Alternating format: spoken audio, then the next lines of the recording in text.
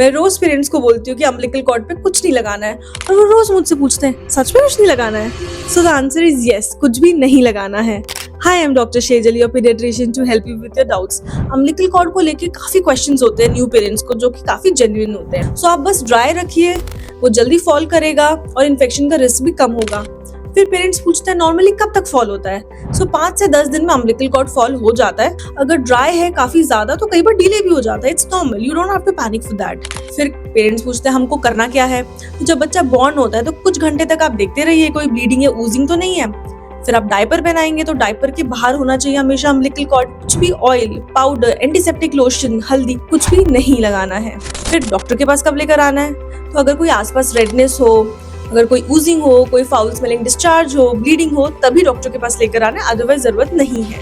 सो ये umbilical cord को ना ज्यादा केयर की जरूरत होती नहीं है। अब बस ड्राई रखो, क्लीन रखो, that is enough. I hope it helps. और कुछ डाउट हो तो पूछ लेना।